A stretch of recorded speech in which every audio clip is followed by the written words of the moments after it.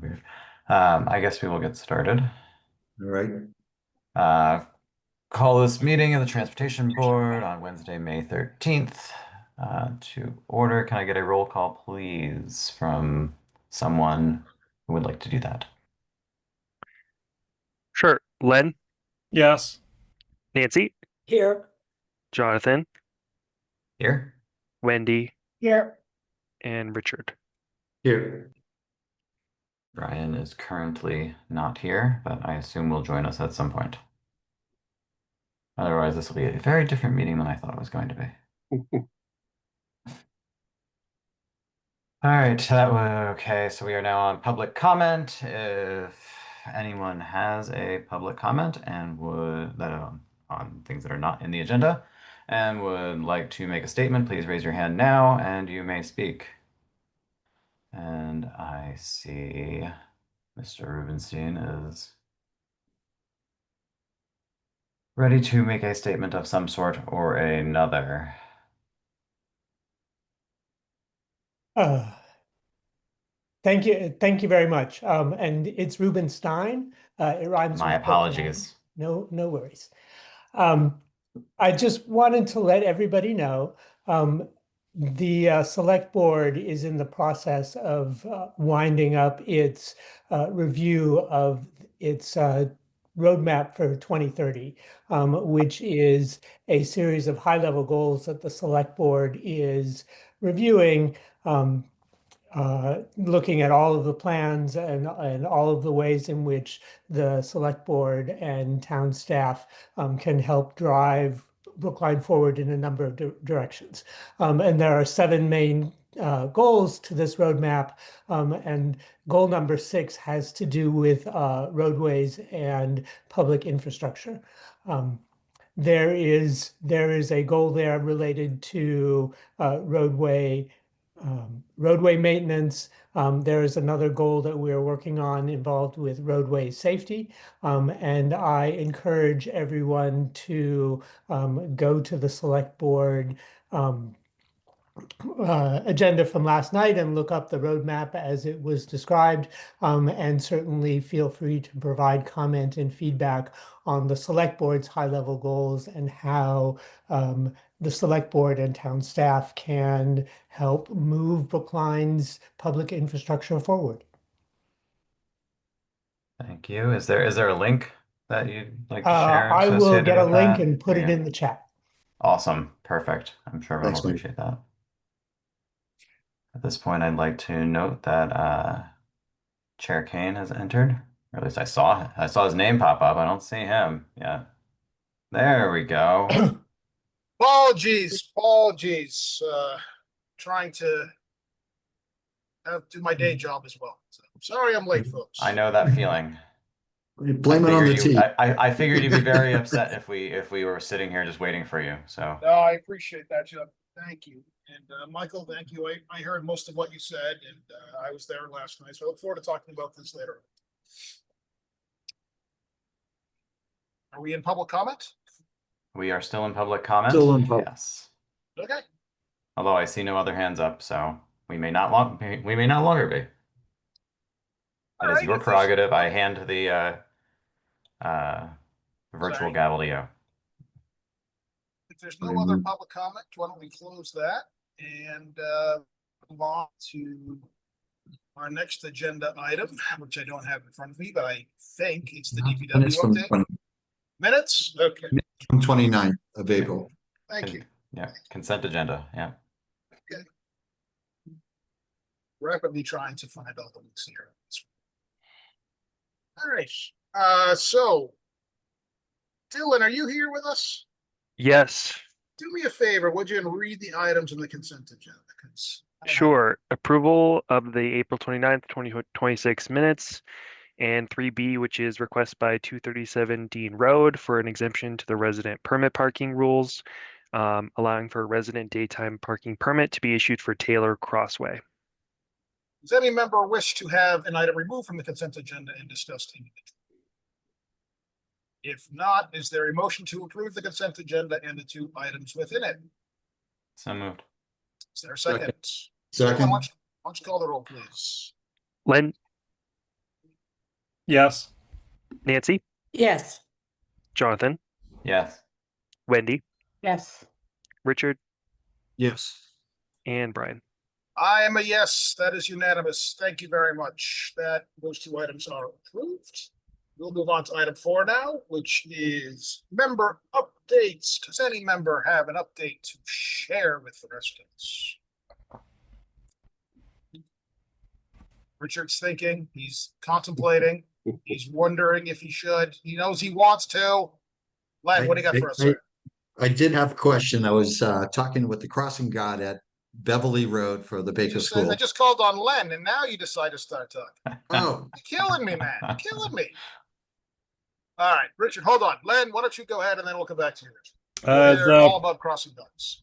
As a frequent shopper in Coolidge Corner, I couldn't help but notice people circling the parking lot on Sunday in the morning and the afternoon looking for parking spots, and I think we should consider what the consultant told us, using a demand responsive pricing approach, and consider charging for parking on Sundays.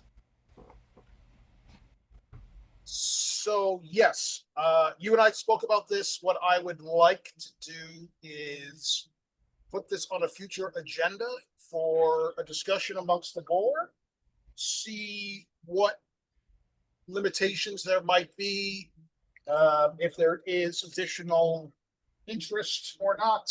And then once we have a discussion, we'll see where we go. Thank you. Richard, what do you got for us, good sir? a question to who may know the answer. So in talking with the crossing guard at Beverly Road for the Baker School, they make Beverly Road a one-way during pickup and drop-off. But I noticed in traveling there that there were vehicles, either residents or contractors, actually there before the pickup time in the afternoon. So the do not enter is there. But by the time they're actually exiting the area, they're traveling with the school on their left north. I would call it North Beverly Road, which clashes with the school grounds, because you have parking on both sides of the road, and it's it's meant for during weekdays. I was just looking to see what's the outline for the residents along there, and it's something for us to look at. Obviously, just bringing it to attention tonight, but that was something I just came across this afternoon. So the crossing guys said that it's a problem waiting to happen where either the residents or contractors are on the road during pickup time. They're actually going the wrong way. Okay, so thank you. And I guess also, Len, just as a point of parliamentary procedure, those are technically new items. You should bring those up under new business at the end of the meeting. That's not really an update, but we're all friends here. Richard, let's take that under advisement. Dan Martin, can you do some noodling on that and just look back on what our regulations are on Beverly Road? And let's see if maybe we can get some additional enforcement and work with our friends. Okay. Thank you. I have an update. So after discussing it with select board member Amanda Zimmerman, we are going to have a discussion on May 21st about Chestnut Hill Ave and potentially see what we can do about Chestnut Hill Ave. So we won't make any decisions on the 21st. I want to be very clear.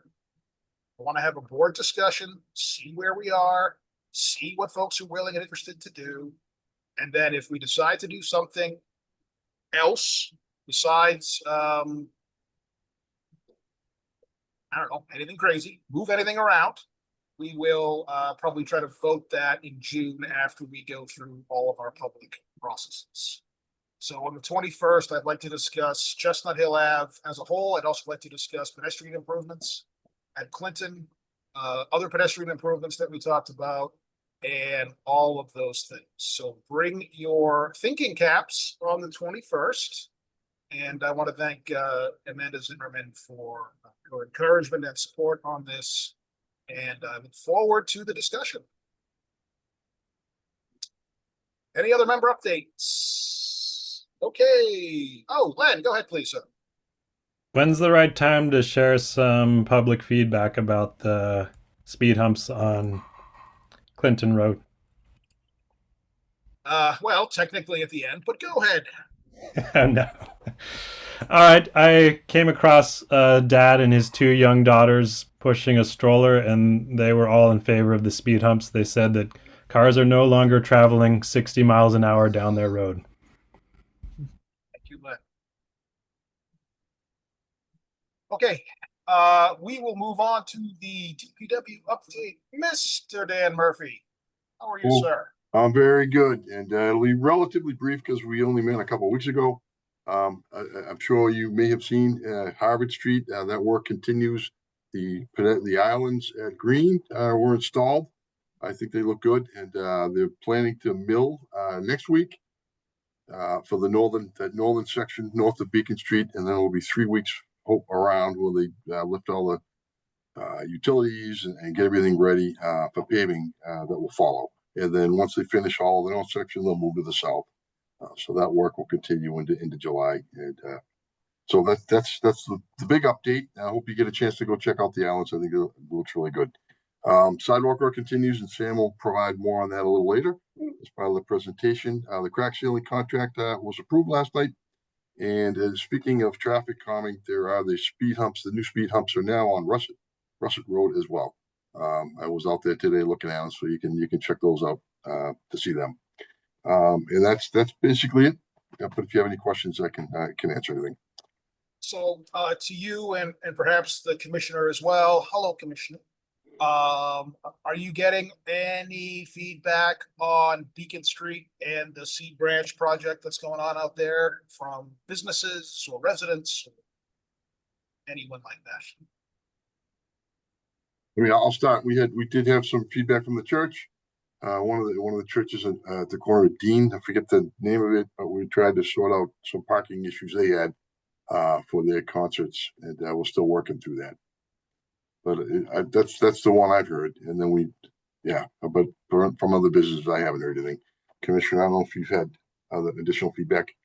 No, I think that, staff is working daily with the MBTA, and they have two projects going on simultaneously. So both the ADA platforms, which we're really excited about, and we've spent a lot of time, so that's all been very coordinated and I think really well understood. But this other project that they have that's going along, which is these wireless, but very much with wire communication system that's going, all the way down, has required some additional staff time and coordination and some additional tree pruning. So that's led to some community feedback on that part, as there's been more tree work than what we had all anticipated earlier on. But we've been coordinating, and otherwise, I would say that it really has been the church, I think, that was most concerned and really needed some immediate help to support some events that they have coming up this weekend. So and staff was responsive, so we'll keep you in the loop. Regarding the C branch, so I noticed when I went to go look for an update online that both the MBTA's site and whatever Brookline has mirrored on our town site has not been updated since the design process ended. Was there intended to be a construction update site from the T, and if so, can they do it? And if not, can they do it? Yes, I believe they can, and then we will make sure we get that updated on our site, and I'll get some feedback from them about where their information is. Yeah, I figured our stuff is just mirroring there, so it's hard to update when you're not getting any information. Right. We are having regular construction meetings, weekly, so we can obviously raise that and make sure we get information up there and out to everybody. Yeah, and as I know, as the project. Go ahead. I'm sorry, go ahead. I was just going to say we've been very clear with the MBTA about communication, and I think the one piece that they did come to the select board for a noise bylaw waiver and to talk about the construction schedule, and they actually don't need a noise bylaw waiver from the town of Brookline because they're exempt from that, but it was an opportunity to talk about the surge, to talk about the schedule, talk a little bit about sequencing. And so I think we will certainly, we have been imploring that there be more information on the T's site. So we cannot commit that there will be, but we have been really clear that we think it's important for the community, and that's where we'd like to direct folks.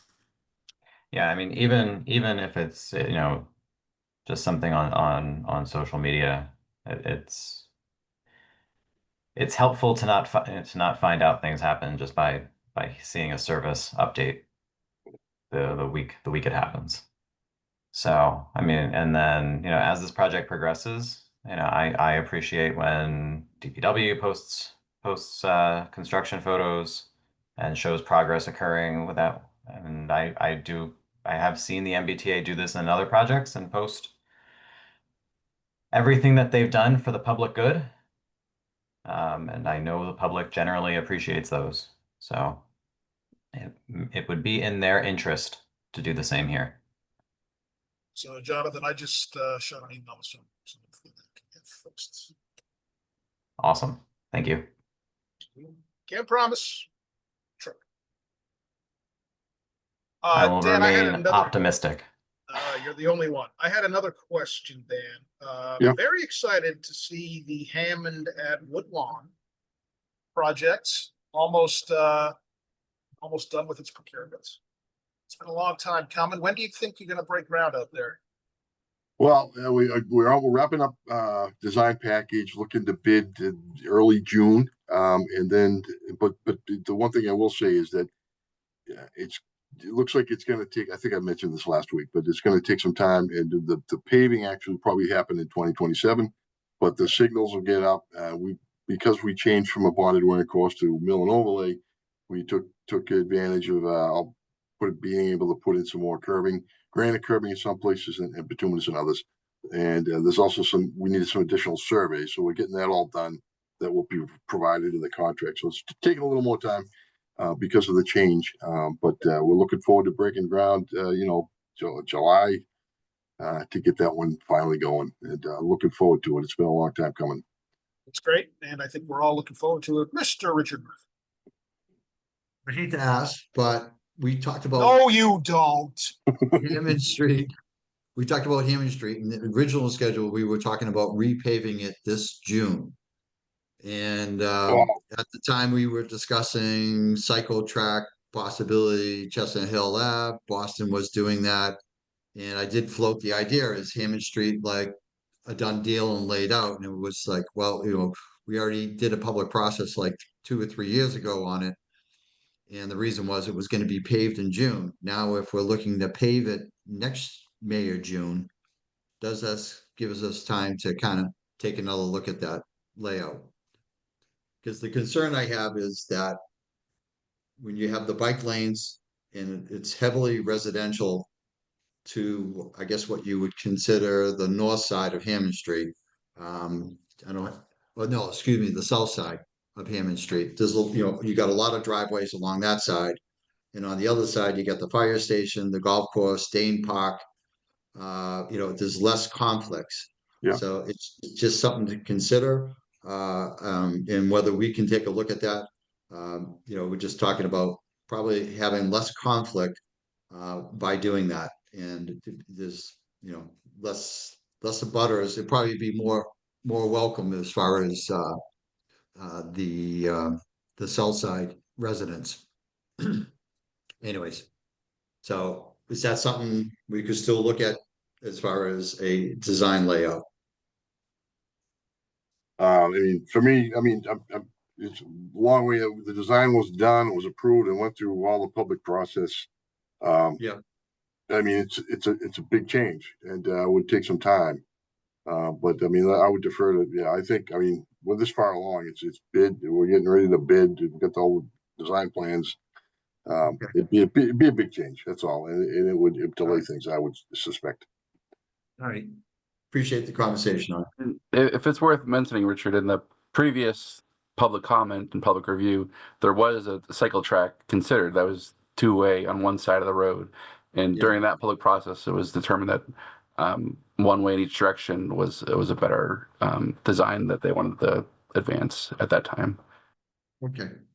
Yeah, I'm always like, the landscapers is kind of like what we talked about on Clyde Street, but there you got 2 vehicle lanes.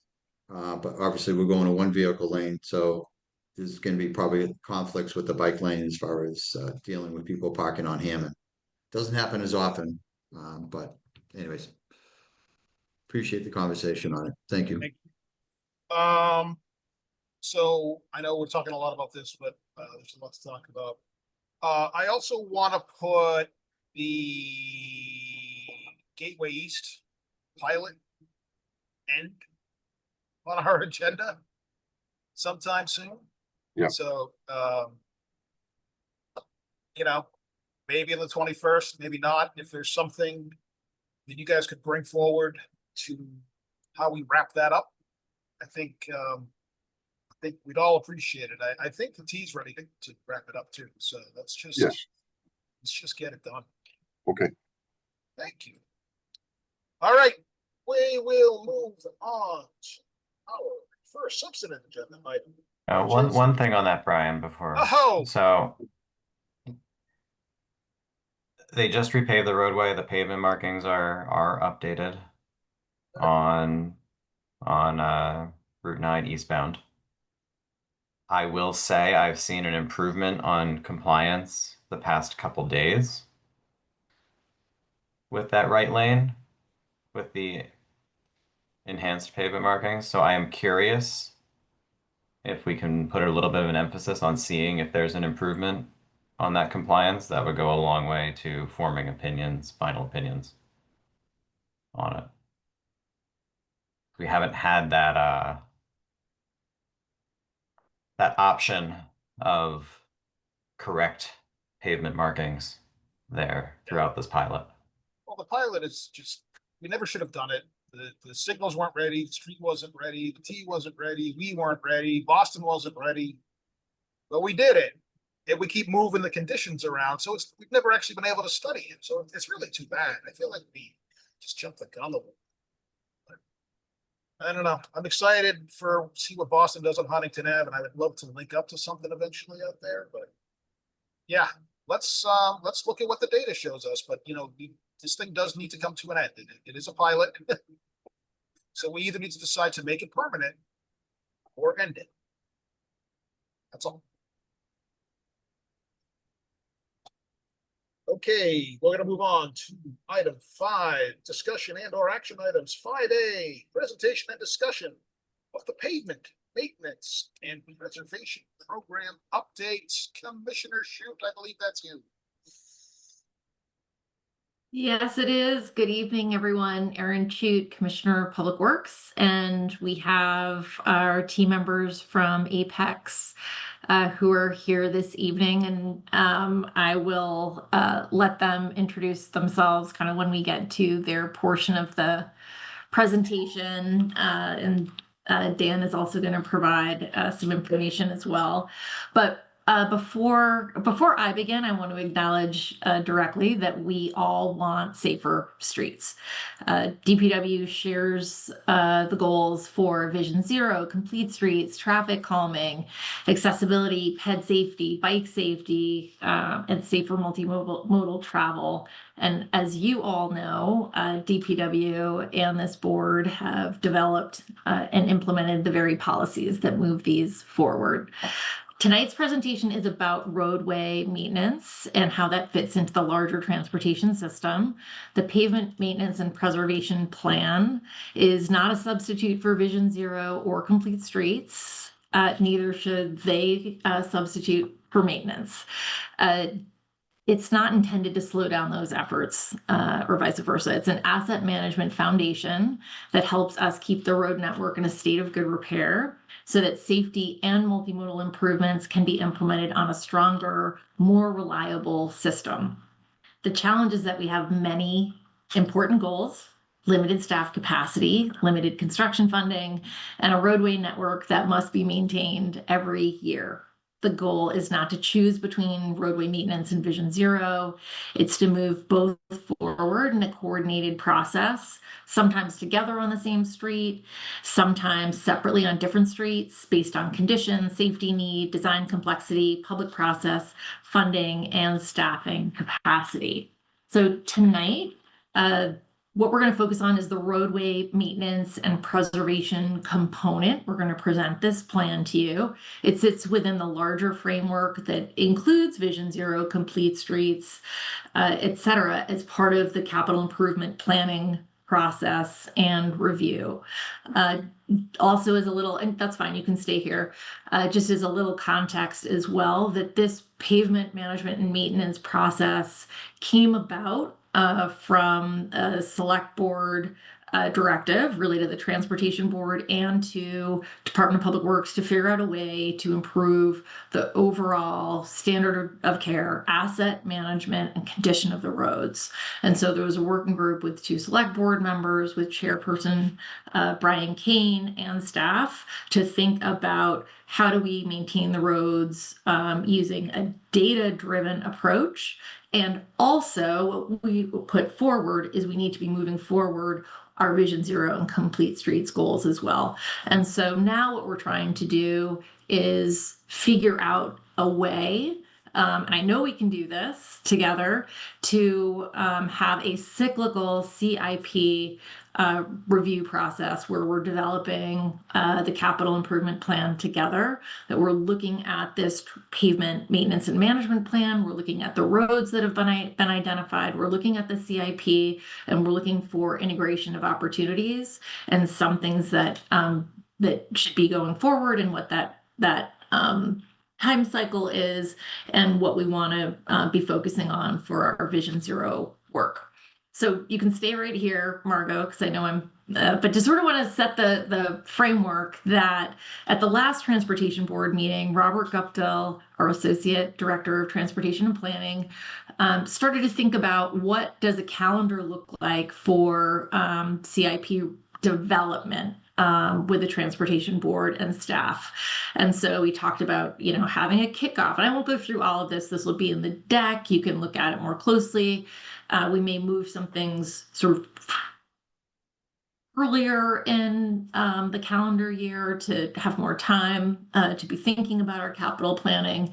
But we want to be presenting our work plan as it relates to the maintenance, and then work on prioritization. So tonight we're presenting that work plan. I'm going to talk a little bit about the policies a little bit later, but I think this will help as a framework to then be thinking about what's coming up, and then how do we use that not only with the tool that that Robert's working on, so that we can kind of group and prioritize all our Vision Zero work, but this is another factor that we'll be talking about in terms of importance.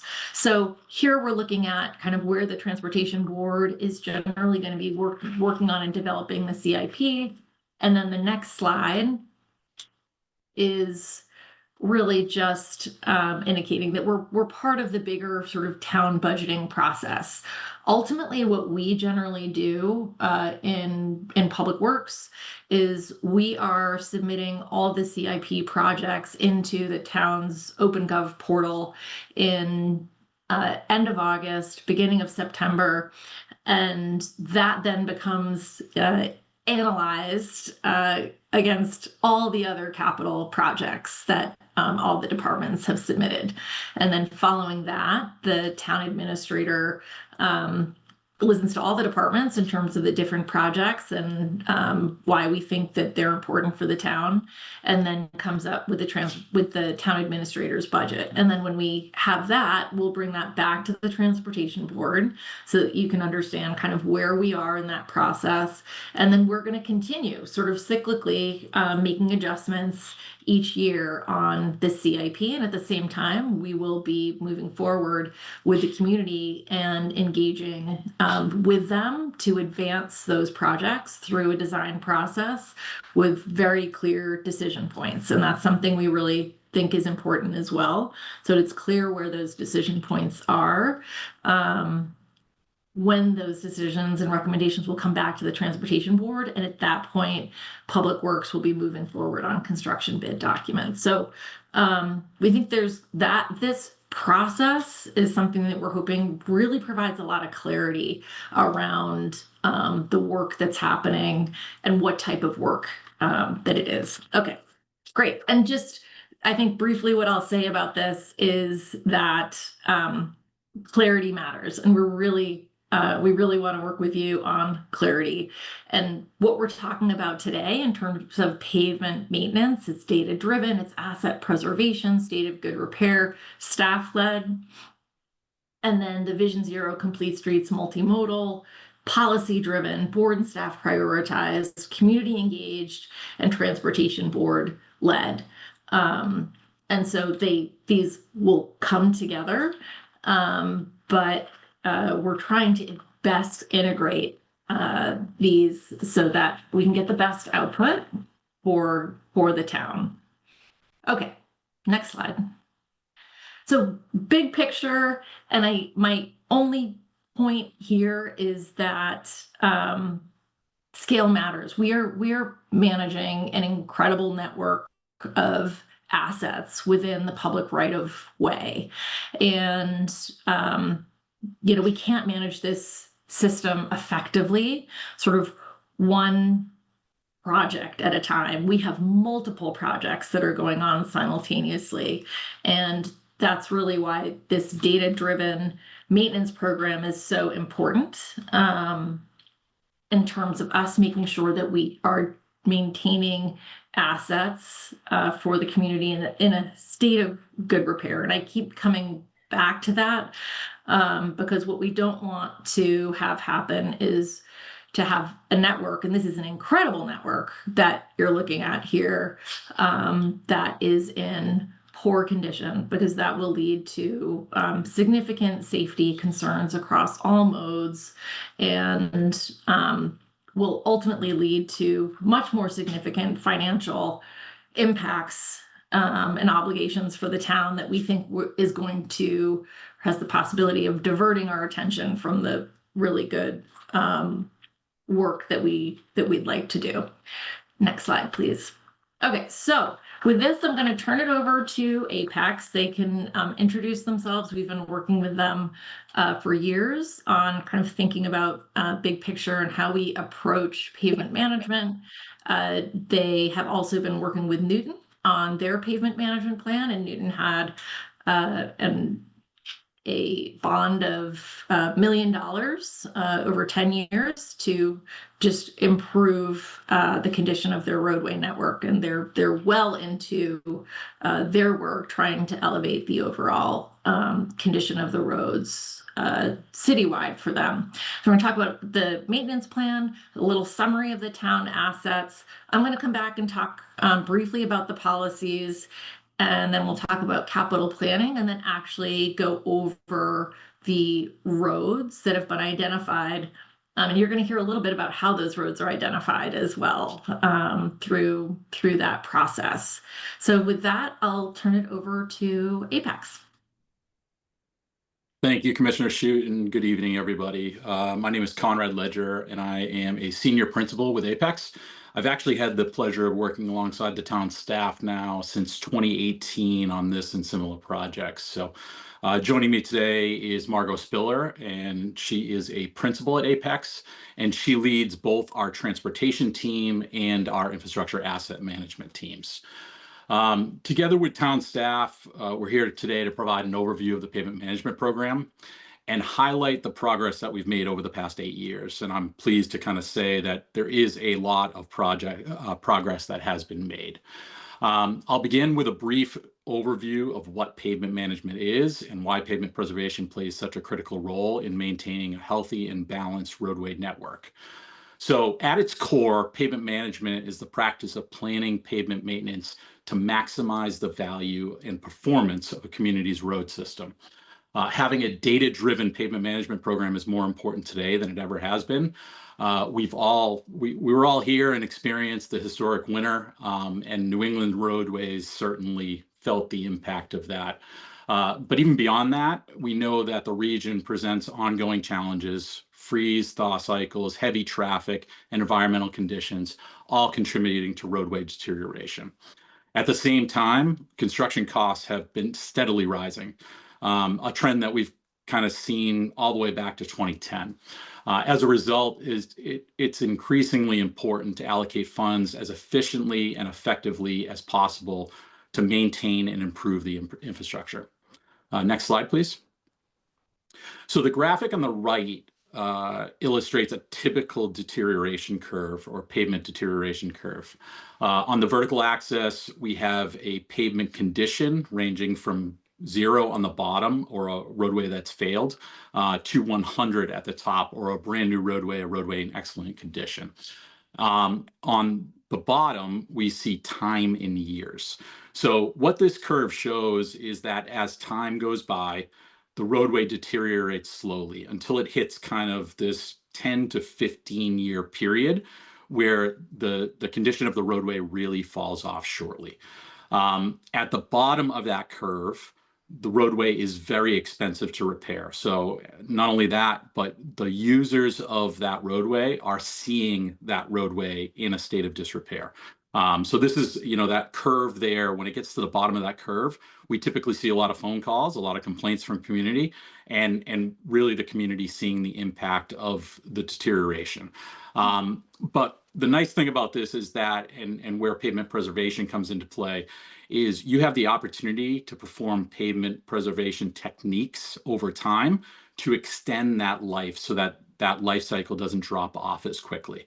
So one of the keys of this is having the data to be able to perform those treatments at the right time, and also the information to be able to provide to perform the right treatment at the right time. So this next slide highlights the balancing act at the core of any effective pavement management program.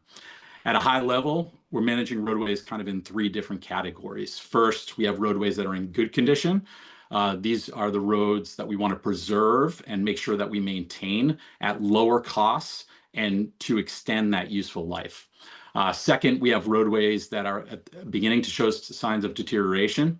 These require more targeted preservation or rehabilitation to restore the condition and the performance before they decline further down that curve. And then third, we have roadways in poor condition, where reconstruction may eventually be necessary, but ideally we're catching it before it gets there, and is really only last resort. The goal of a strong pavement management program is to shift as much investment as possible towards preservation and early intervention, catching roadways before they enter that rapid and costly state of decline, as we just discussed. Because once a roadway falls into that lower curve, the cost to bring it back up and the impact to the community is much greater. Ultimately, this all ties back to funding, because without the funding, there's only so much that we can do. The more deterioration we allow to occur today, the steeper and more expensive the climb becomes in the future. A proactive, well-funded program helps us stay ahead of that curve, stabilize condition across the network, and make the most of every dollar that's invested. So now I'm going to turn it over to Margot, and she can kind of talk through the specifics of the program here in Brookline. Awesome. Great. Thanks, Conrad. So the program that we're talking about today really begins with using the latest technology and better information to have this plan be, as Aaron said, as data-driven as possible. So the company that we work with now to capture inventory data uses vehicle-mounted LiDAR data and imagery to allow our team to assess infrastructure conditions both consistently and at that broader scale. Data is also able to be collected at normal driving speeds, so this inventory is not disruptive and it allows for that greater coverage compared to the old manual assessments. This data is then used to create a digital baseline that we can revisit ideally every 2 to 3 years, allowing us to track deterioration trends, measure the outcomes of different treatments that have been implemented, and continuously tweak that forecasting. This data can also then be integrated into web-based platforms and existing software that we're using, which just makes internal coordination more efficient and then supports public-facing dashboards and transparency about this data. The department's goal is to create, as I mentioned, that repeatable inventory of all of Brookline's transportation assets on a regular 2 to 3 year cycle.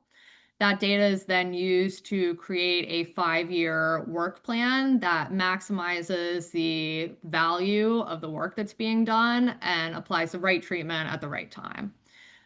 This approach also aims to take advantage of opportunities to incorporate practical safety improvements, including pavement marking improvements or quick build elements when that roadway work is already happening.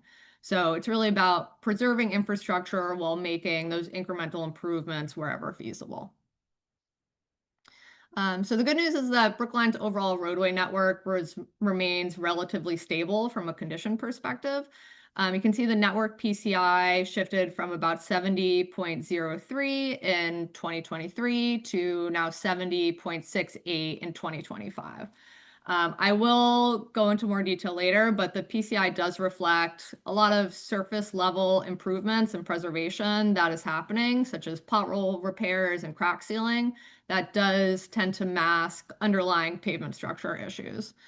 So approximately 2/3 of Brookline's network is shown to have a PCI of over 65, meaning that there are a lot of good opportunities to keep those roadways from slipping down the deterioration curve that Conrad shows before it's too late.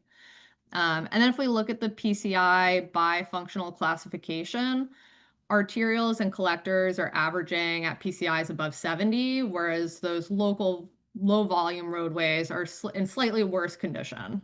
So this reflects the fact that the priority has been and should be on those roadways that are providing the highest value to the town, while still managing the neighborhood streets appropriately.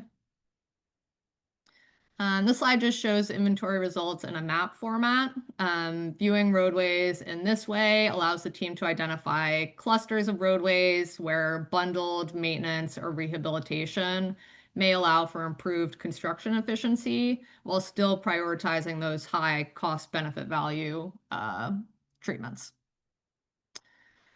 So I mentioned previously that network-wide PCI has remained stable. Routine maintenance such as crack sealing and pothole repair can significantly improve the visible condition of a roadway and then increase the PCI very quickly. This is valuable because it stretches the town's dollars across more lane miles in the short term, but that maintenance does not reset the life of the pavement structure. That structural aging continues beneath the surface, which means that if those roads are left untreated, they'll then decline potentially more quickly than those that haven't. This is why maintenance alone cannot replace planned rehabilitation work. So the department's strategy intentionally uses both of those approaches concurrently. So maintenance improves today's network score, but then rehabilitation is important to keep tomorrow's network health still high. So you can see we used Dwight Street as an example. In 2023, the PCI was 54. All that's been done between 23 and 25 is repairing potholes, and now the PCI is showing is 75. So that's just showing that lower cost maintenance can have a significant improvement, but still illustrating the importance of that long-term planning. Sidewalks and curb ramps are also obviously essential mobility infrastructure. While the roadways were being inventoried in 2025, the sidewalks were also inventoried. The results of that inventory are still currently being reviewed, but those will help align roadway and sidewalk planning more efficiently and strengthen the town's ability to improve the sidewalk infrastructure as well. And I'll turn it over to Erin to talk policy.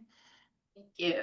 So the town has already done significant work, policy work, with complete streets, the roadway asset maintenance and management preservation policy, traffic calming, sidewalks and ramps.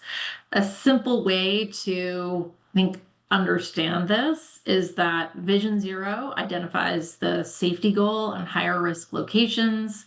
Complete streets guides larger multimodal corridor projects. Traffic calming addresses speed management and neighborhood safety concerns. And the ramp, roadway asset maintenance and management policy, governs the maintenance and preservation of the roadway and sidewalk assets. All of these policies matter, and our goal is to implement them together in a way that is clear, prioritized, funded, and achievable. Next slide, please. So just to talk a little bit about the ramp. This is the town's asset management framework. It establishes a systematic maintenance cycle to extend roadway life, balance routine and preventative maintenance with rehabilitation, and prioritize roads based on use, condition, and cost effectiveness. The key point for the ramp is it does not ignore safety or multimodal goals. It allows coordination when these priorities align and when resources and public process can be addressed. This policy is what allows DPW to maintain basic condition of the roadway system while also identifying opportunities for safety improvements where they're feasible. Next slide. Complete Streets governs generally larger corridor and multimodal redesign projects, prioritizes streets with the greatest need and connectivity value, targets capital spending towards projects that improve safety and access for pedestrians, cyclists, transit users, and drivers. We have a priority network. It includes the town's most important corridors. These are exactly the type of corridors where larger safety and multimodal projects may be appropriate. And they often require design, public engagement, clear transportation board process, and varying levels of funding depending on the types of interventions. Next slide, please. The traffic calming policy provides a structured process for evaluating and prioritizing streets for speed management and neighborhood safety treatments. It's intended to be both responsive to resident concerns and proactive based on data, including speed, volume, crash history, land use, vulnerable users, and public input. We heard a little bit during public comment about the most recent traffic calming project where the town completed 37 speed humps on Tappan Street, Clark Road, Buckminster Road, Beaconsfield, and I'm forgetting one. Is it Clinton? We've been receiving really positive feedback, and we'd really like to have a cycle where we have a traffic calming project in design each year and in construction each year, so that we can really roll these out. Next slide, please.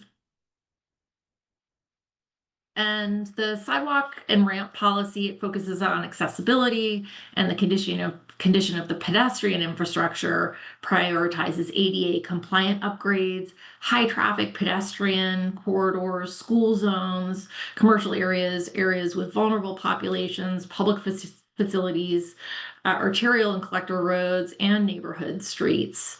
And the sidewalks as well are integrated into our consideration when we're looking at maintenance. So it's sidewalks and curb ramps. Next slide, please. And really factors that we're looking at in terms of the sidewalk work, it's both ADA and PROAG, compliance, the pedestrian density, material condition, proximity to these key locations I talked about. Utility coordination is across the board, what we're trying to do with all of our projects within the right of way.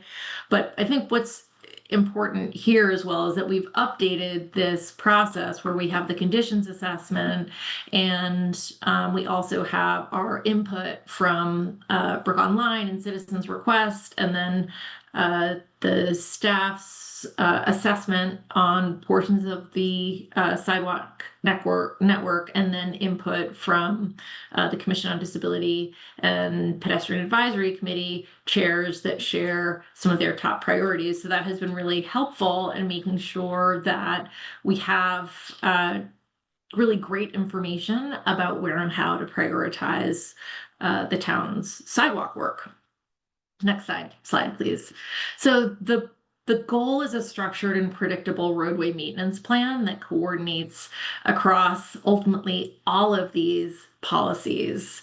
And our intent, well, you'll see this in the next slide, provide transparency both through this process that we're building with the Transportation Board, so that annually we will be presenting this plan to the Transportation Board, to the public, to the advisory committees, and have a dashboard as well on the town's website. What our goal is that roadway maintenance and Vision Zero are not in conflict, that they are moving forward in concert, that they're coordinated through this clear annual 5-year process that distinguishes between work that can be added to maintenance and larger projects that will need additional process and funding. Next slide, please.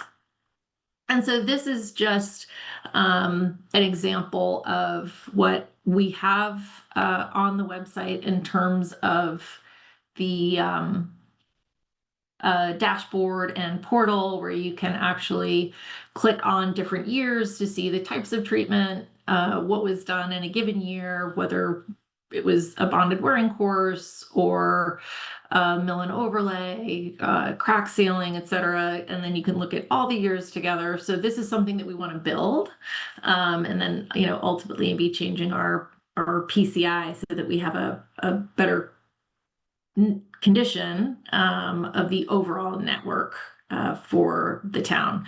And we will also post tonight's presentation on that same webpage as well. Next slide. We'll move to capital planning. Great. All right, thanks, Erin. So now that we've talked about the basics of pavement preservation and the policy background, I'll just spend a few minutes going through how we actually go about creating a capital plan. So the department's approach to roadway planning, again, maximizes the use of town dollars by prioritizing pavement based on a cost-benefit value provided by that work. So here we define the cost-benefit value as the pavement condition index of the roadway, the traffic volume or the average daily traffic, ADT, on that roadway, and then also factor in the unit cost and the life extension of the treatment recommended for that roadway. So this is a very quantitative, predictable approach that prioritizes lower cost preservation and maintenance work on higher volume roadways, as well as work on roadways in worse condition. So prioritizing preservation work keeps those roads with higher PCIs in good shape, delaying or preventing the more expensive rehabilitation or reconstruction work on those roadways with lower PCIs.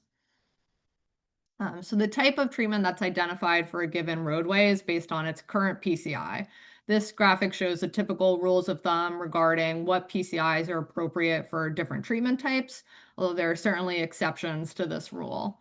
Routine maintenance, typically in the form of crack sealing, is really most appropriate for roadways with a PCI of at least 80 and can keep a roadway in that highest PCI bracket for about 3 years. And the cost of crack sealing is about $2 per square yard. Preventative maintenance, like bonded wearing course, is appropriate for roadways with PCIs of about 65 to 80 and costs upwards of $45 per square yard. This approach, which is a thin, about 3/4 inch layer applied to the entire surface of the roadway. Roadways with PCIs lower than 65 can still be candidates for bonded wearing course, but they require more extensive prep work to create that uniform surface before the application of the final layer. From there, the more conventional rehabilitation treatments include mill and overlay for roadways with a PCI of at least 45, in which a thicker layer of about 1.5 or 2 inches of the roadway is milled off of the surface, and then the same thickness of new pavement is applied. This treatment can cost upwards of $95 per square yard to achieve about a 12-year life extension. And then the most invasive and certainly the most expensive option is major rehabilitation, where the entire pavement box is either fully replaced or reprocessed. And this treatment is really reserved for roadways in the worst condition with a PCI of no more than 45. So this life cycle model really enforces why timing matters more than simply spending more. Brookline's strategy is designed to keep as many of those roads as possible in the lower cost treatment bands, because missing those windows then dramatically shifts the treatment into the more expensive categories. We thought Chestnut Hill Ave would be a good example to kind of illustrate the cost of delaying treatment. So in 2022, the recommended treatment for this corridor was bonded wearing course. Multiplying that by the square yardage yields a planning level cost of about $650,000. By 2026, the roadway had deteriorated more, and the recommended treatment then shifted to mill and overlay, which, in conjunction with those rising construction costs that we mentioned, increased the basic project cost to about $1.45 million. Then when we look at layering in multimodal improvements, the total cost then increases to about $1.9 million. So that's why that proactive preservation is critical from a financial perspective. This slide shifts to the conversation to where we want Brookline's roads to be over the next 5 years. So rather than applying one blanket standard across every street, we established PCI goals based on the roadway functional classification, which we thought more practical and more strategic. So for principal arterials, minor arterials, and major collectors, the target PCI is 80. These are the roads that carry the greatest traffic volumes and provide the highest connectivity value. So maintaining them at that stronger condition level has broader system-wide benefits. For local roads, the target is slightly lower at a PCI of 70, reflecting they still have a neighborhood rule and need to be serviceable. For those cul-de-sacs and dead ends, the target is 65, which recognizes their lower traffic demand while still preserving that infrastructure responsibly. So overall, the town's current network average is 70.68, while this longer-term composite goal brings us to about 76.9. So that gives us a framework for future improvements. This slide illustrates that the pavement condition is really directly tied to sustained funding levels over time. So with current pricing, it's estimated that about $8.4 million is required annually to keep the network-wide PCI relatively stable at 70.7. If the annual investment remains closer to about $5 million, we would expect to see a gradual long-term decline in that network-wide condition. On the other hand, if we increased annual investments to about $11 million or more, that creates the opportunity not just to preserve, but meaningfully improve the overall network-wide PCI over time. We then reduce the number of roads in town that fall into that more expensive rehabilitation or reconstruction category. We also want to note the inclusion of ADA upgrades in this model also reinforces that these roadway investments are tied to not just paving improvements, but also the town's accessibility obligations. So the key takeaway is that consistent investment helps stabilize costs and risks for the community, while underinvestment will often shift greater financial burden into future years. And I'll turn it over to Dan. So in engineering and transportation, we're trying to figure all this out, the pavement management preservation plan and all the other goals we have. As Commissioner mentioned, the policies are relatively new, and I will say we're learning to implement and try to make all of this work together. So for the PMPP projects and our road projects, we do typically try to get out the year ahead and upgrade sidewalks and ramps, and we have to think about the utilities that have to get done. As you've all seen on Hammond, it took quite a lot of time to get to all the utility work getting done, because we hope to do that project some time back. But so our goal is basically to get all that work done ahead when we see a PMPP road or any road, to try and get all that work done ahead. And the other thing we do, we can take advantage. Like on Harvard, we got a grant for 5 RFB setups, and we were able to include that to add a safety enhancement. And we also took a real good look at the pavement markings to try and make improvements. And but the big thing for us for the PMPP's projects is to make sure we stay on schedule and limit our review. But we're trying to work that out. And as you can see here, the types of improvements we like to include seem to be able to be included. The paving marking improvements, signage, obviously daylighting. We're looking at some flex post ads to increase safety for daylighting. Delineator posts that we're including in Harvard this year. And actually, with good suggestions and help, looks like we're able to add some precast elements to the Harvard Street project this year. Okay, next slide, please. Okay, so for the things that are a little harder for us, removal of vehicle lanes, sidewalk level bike lanes, obviously, as we're planning for Washington Street, some curb extensions, raised intersections obviously had cost, and then the significant parking removal or relocation. And those things just seem to take more process time, and we obviously can't include those. We have limited funding as well that I'll touch on in a minute. Okay, next slide. Now the program work plan. And then so this slide, basically we take some pride in this slide because we've really improved and increased the number of miles that we've done in 2025. And I'll give a lot of credit to Jake Scarpino. He worked his tail off to help make all this happen, as did a lot of the staff. But we get a lot of road work done in 2025, and it was really a focus to try and get these on the street and out and bid.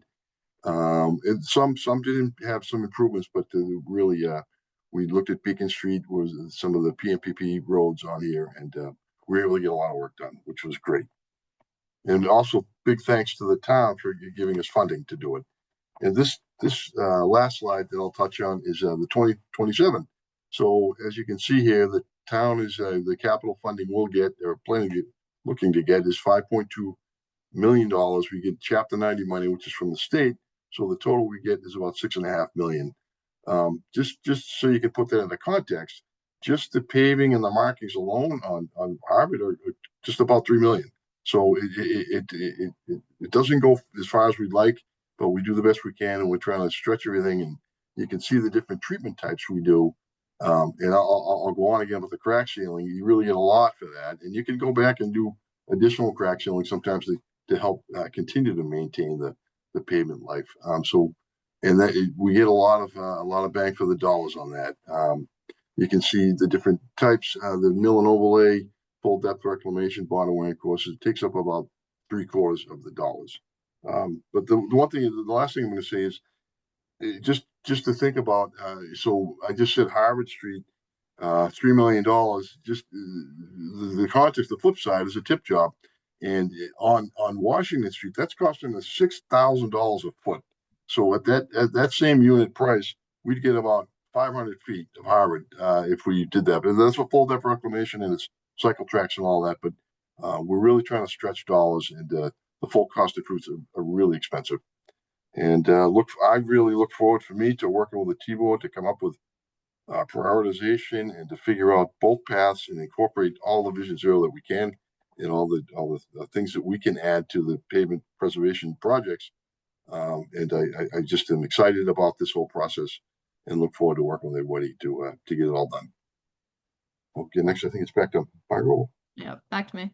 Yep. All right. So as mentioned, we used that cost benefit value based prioritization process to come up with a 5-year plan for paving work through 2031, covering over 21 miles of roadway and tackling a lot of the highest volume roadways in town. So these charts summarize the amount of preventative maintenance and rehabilitation work that's planned, with a target overall construction cost of about $5.5 million a year. So each year has a mix of bonded wearing course, mill and overlay, and maintenance overlay. You can see that the overall program prioritizes those lower cost treatment types to make those strides in the overall network with the funding available. I do want to note these tables do not include routine maintenance work like crack sealing and patching, as those work plans are finalized on a year-to-year basis. This slide shows how Brookline's paving program is evolving over time from a more variable year-to-year production toward a more structured, forward-looking program. So historically, the paving output has fluctuated based on available funding, backlog, utility coordination, and a more reactive approach.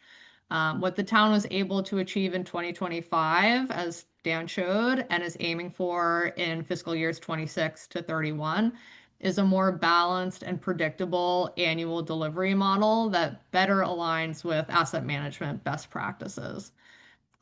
You'll also know that it's not just about paving more area, it's about applying the right treatment types in the right proportions. So each year has a mix of bonded wearing course, mill and overlay, and maintenance overlay, reflecting that more strategic life cycle approach rather than relying more heavily on one treatment category.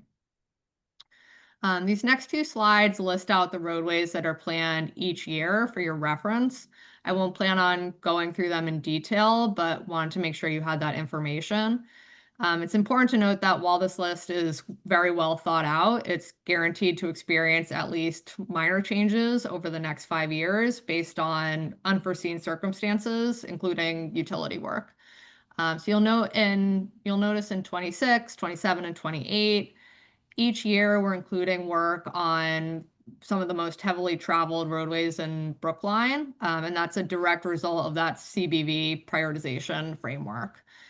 So in 2026, as you know, includes mill and overlay on Harvard Street and Hammond Street due to their condition and their high connectivity value. We're also planning on applying bonded wearing course to 5 roadways that are in that PCI band between 65 and 80. In 2027, the plan calls for mill and overlay on Chestnut Hill, Brookline Ave, and High Street. And then 2028 continues to hit those important roads, including St. Paul and Cypress Street, as well as Longwood as a bonded wearing course project. Then looking here at 29 through 31, you can see again, a mix of treatment types as well as high volume roadways each year. So you can see Independence Drive, Powell Street, Mountford Street, and Newton Street being captured in this 5-year plan. With that, Sam is going to talk about the sidewalk work plan. Thank you, Margot. As has been discussed tonight, there is a real goal to get sidewalk work done on these roadways the year before or 2 years before being paved. This includes both upgrading the wheelchair ramps, identifying straight sections of sidewalk that are in poor condition. In the last 2 years, we've been partnering with Precision Concrete cutting company that has come through and inventoried almost 18 miles of our 149 miles of sidewalk in Brookline, and we've been able to remove over 3,000 inches of trip hazards to date. So this slide shows a quick overview of the various contracts that we are currently operating. We've closed out our FY26 sidewalk maintenance contract. You all have probably seen the extensive work that we've been doing on St. Paul Street to upgrade the wheelchair ramps at all the intersections along St. Paul. This is both in anticipation of St. Paul being on the 2028 list, but it is also in collaboration with the Mass DOT grant that we received for 25 sets of RFBs. And so we are upgrading those wheelchair ramps, looking forward to the installs of the RFBs in the next month or so. Additional pots of money include grant funding for upgrades of ramps on Beacon Street, and mitigation money, that recently completed the safety improvements of the Marion at Park Street intersection, which I think came out really nicely if you have a chance to swing by. And then lastly, we are gearing up for our new sidewalk maintenance contract that will kick off likely in June.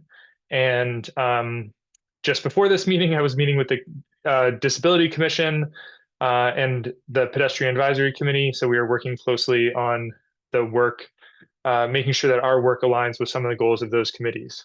Next slide, please. Other elements of sidewalk work other than just concrete is identifying the concerns that come in from the community. So we work really closely with the Highway Division to identify sections of sidewalk that have been called into them for replacement. And some of these can be resolved through the Precision Concrete Company. But there are still a number of trip hazards and other replacements that need to happen. And this helps shapes our list to remove those hazards. So I know that Kevin's team with Danny, leading the ship is doing an excellent job ripping and replacing asphalt behind trees, replacing single panels, but we like to try to keep them in isolated projects and use our contractor for larger projects. So thank you. I'll hand it back off.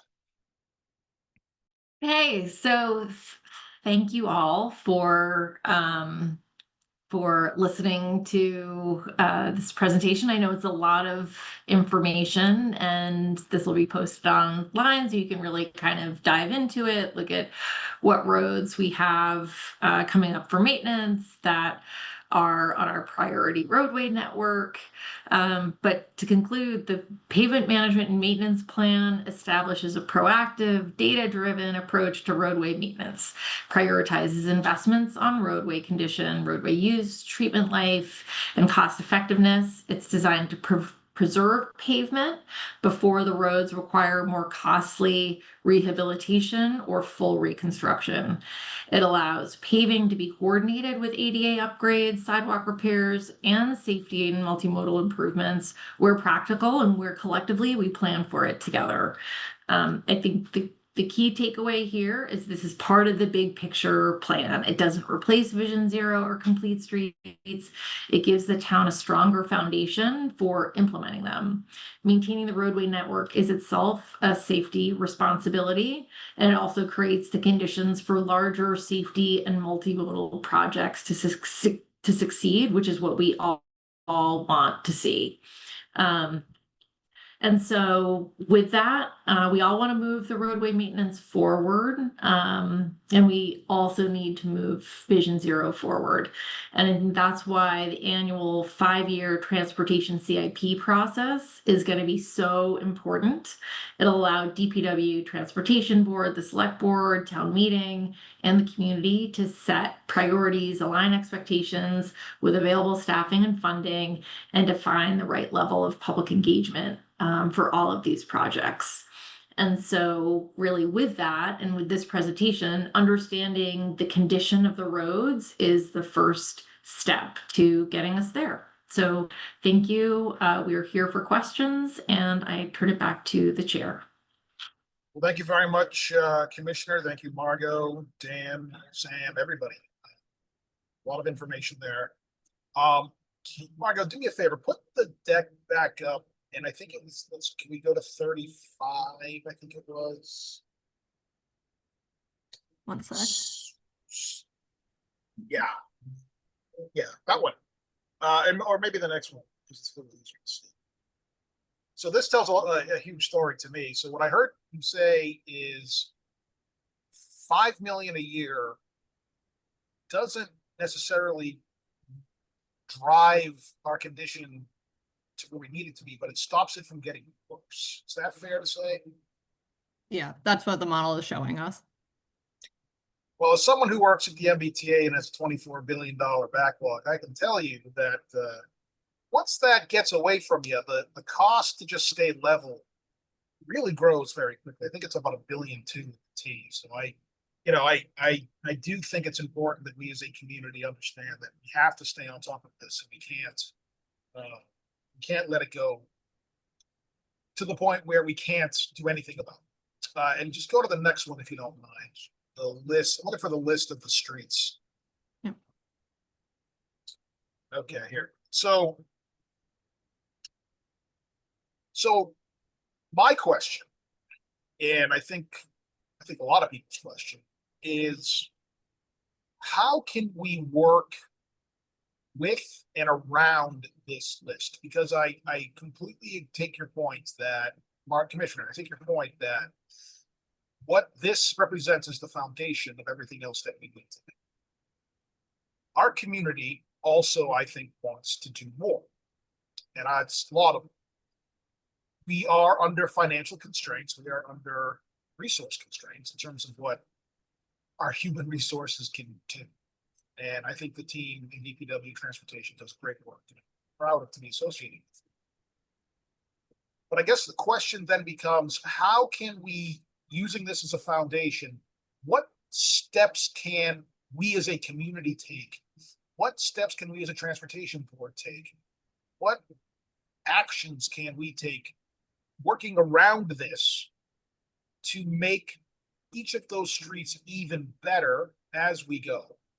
And then secondarily, I would like someone to talk to me about the relationship between this process and the CIP that town meeting approves, and sort of the ongoing projects that we're trying to do around, say, the speed bumps that just got put out on Russet Road and just got put out on Tappan Street. Sort of, those aren't in here. How is that funded, and what role can we as a board play?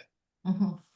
So those are all, I think that's the work that we all need to do. That's the assignment. That's going to be a challenging initiative for us, but we can do hard things, and we can get this done. So I think really what that means is continuing with the prioritization tool that Robert's working on, and he's going to present some more later on this evening. And then I think we need to put forward some possible scenarios. So we understand with this plan, we have priorities based on data, and then we have costs. So at least we have costs and what can be accomplished in each given year, given our anticipated funding. And then we can create a parallel pathway with our priorities and then costs, and then submit those through the town's capital improvement plan, that ultimately its budgeting process, and decide where we want to spend the town resources and time in terms of our Vision Zero work. And some of this may be, as we're looking at these roads, what are some less expensive interventions that we might be able to do. Some will have some costs, some potentially a little bit less, but they generally will require some public process.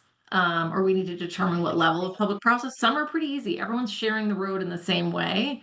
And so collectively we can look at those, and here's what we're able to do. When we start changing how people are going to share the road, there's a certain amount of public process and potentially some additional engineering analysis that's needed.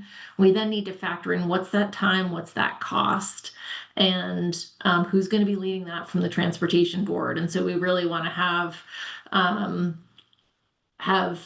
members of the transportation board that are assigned to certain projects and that are helping drive and lead those processes forward and then through to completion.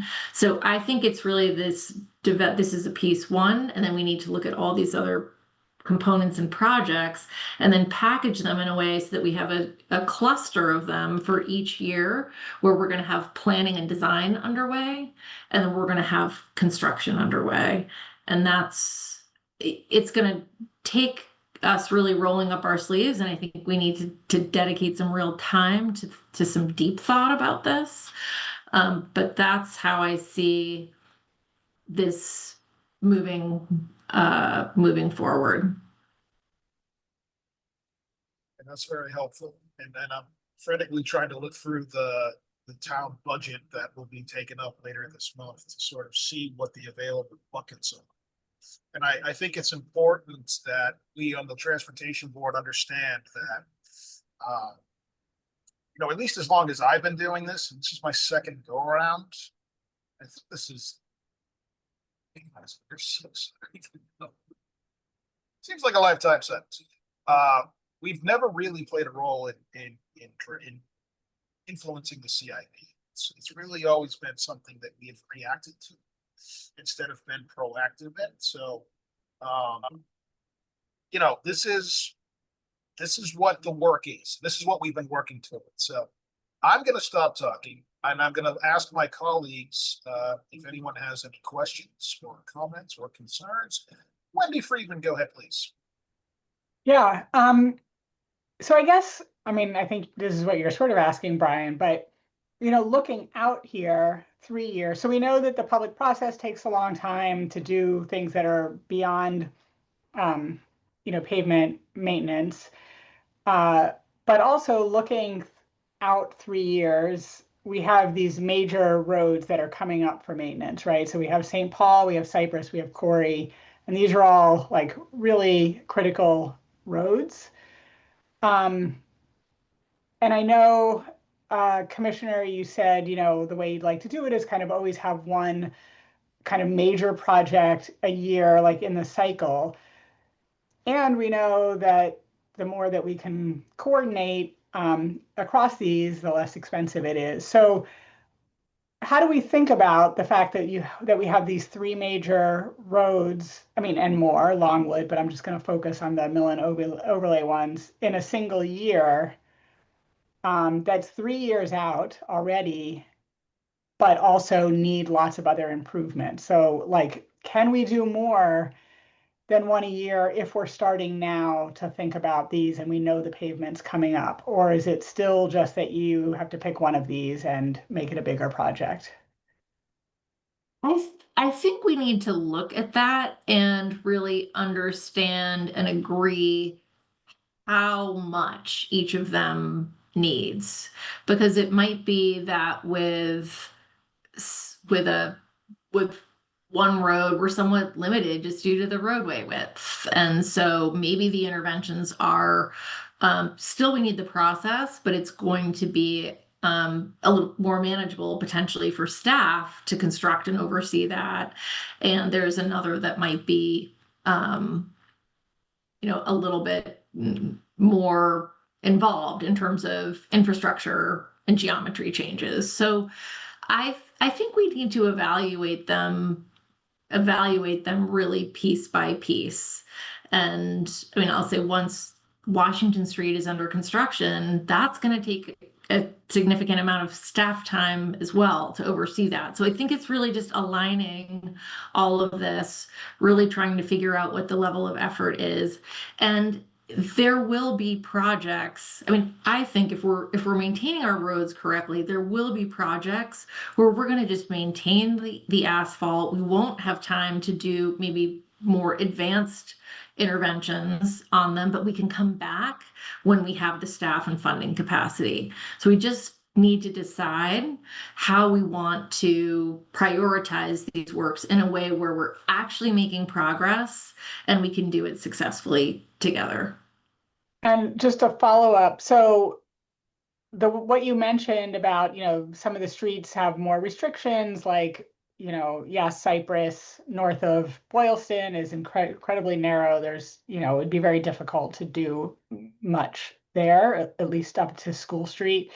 Well, I guess that's the end. But so in this plan that's on the screen right now, was that already taken into consideration in the pairings that you've made, or are these just strictly based on condition and need?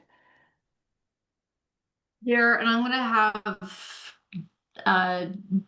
Dan jump in if there's more to add here, but it's based on condition, need, and utilities, because we're dealing one with National Grid and their work, but we're also dealing with, many of you know, we're updating our our older water service lines. So we're trying to make sure that we're ahead of our pavement work, so anyway, there's a bit of utilities and coordination there.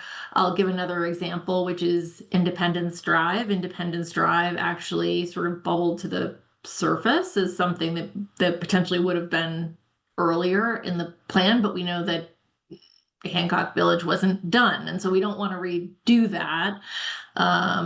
But knowing that it's in the future, we can start planning for what that could look like and be. So it is largely based on just the cost benefit value analysis with a couple, like, you know, projects that will potentially need to wait just due to utilities or, as I mentioned, Hancock Village. Yeah, I'll just add that we take this list and we definitely, with the water service contract, we try to get all that stuff done ahead. And with all the other utility work, as I said, the sidewalk works, we try to get the ramps and sidewalks done ahead. But we don't shift these two except for like Independence Drive. There are some times where we need to shift a little bit. And obviously on Hammond Street, we had to wait quite some time for the utilities to do their work. But we try to coordinate all that and understand what the utilities have and make sure that this list at least is ready to go. And we're ahead of it.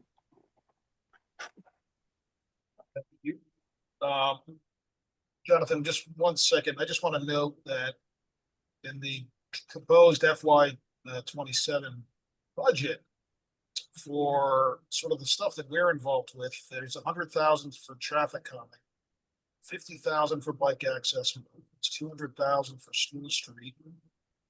There are 5.2 million we're talking about here for rehab, 539,000 for sidewalks, and then 800 grand for Washington Street. So a lot of money that we potentially will have the ability to influence and request from town meeting for safety improvements for our streets. Jonathan, go ahead, please, sir. Well, I was just gonna note School Street. So I mean, when you look at the St. Paul and Cypress on there, Wendy, you can also think about, you know, the corridor itself, and not just those in it. It's a curious location, right? Because Cypress goes into School, goes into Aspinwall, goes into St. Paul. So it's technically we would be looking at an entire corridor there rather than those individual streets. And same, obviously, School Street we've already tackled, so it'd be tying those things together rather than looking at bits and pieces and deciding which one's more important to look at more.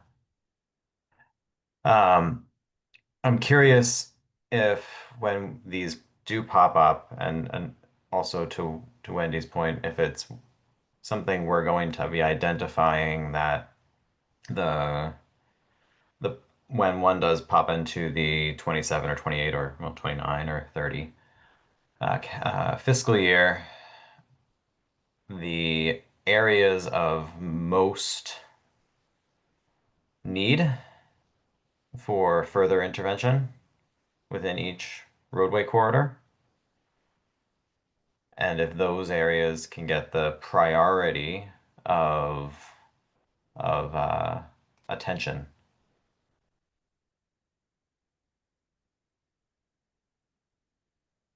Jonathan, I'm sorry, I didn't quite understand your question. So for Take another shot at it. instance, yeah, so for instance, let's say you were doing Longwood Avenue, you might say, I want to put a lot of focus on Longwood and Kent, and Longwood and St. Paul, and Longwood and Sewell. And those might be the three locations that I want to spend a lot of time on when you're looking at Longwood Avenue. And maybe you don't spend as much time on the rest of the corridor from a cost perspective beyond your pavement markings and things like that. And are we going to look at things with a roadway safety audit method to achieve that? Okay, that's a good question. And I think the answer is And yes, Mo, to the I don't extent feasible. necessarily, yeah, I don't necessarily need an answer on that tonight. I want people more to Yeah. think about that because Right. we have Right. more opportunities to discuss that, and it's already 8 o'clock. Yeah. But I just wanted to get that out there as we need to find ways to identify the things that, like you said before, Brian, that people want more on these roads. We don't want it to just be the same thing over and over again.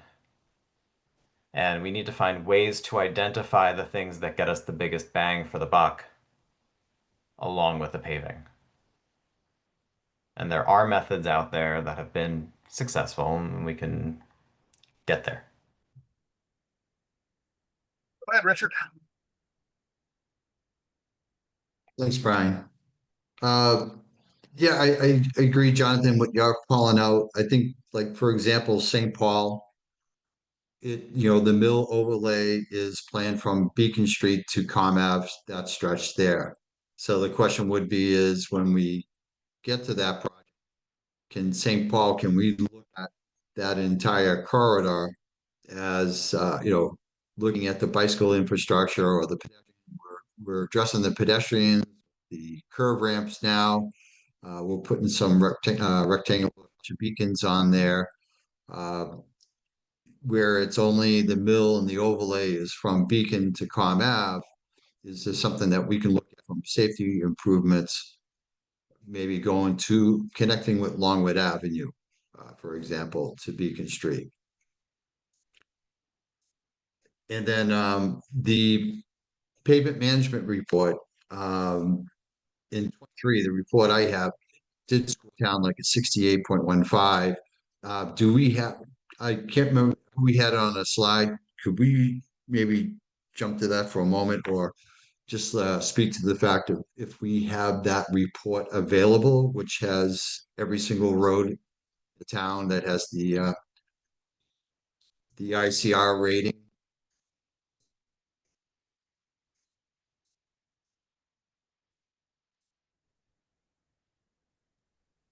So, Aaron, I don't know if you would chime in. We will, the department will have available detailed reports of the condition of each segment of each roadway that they can make available.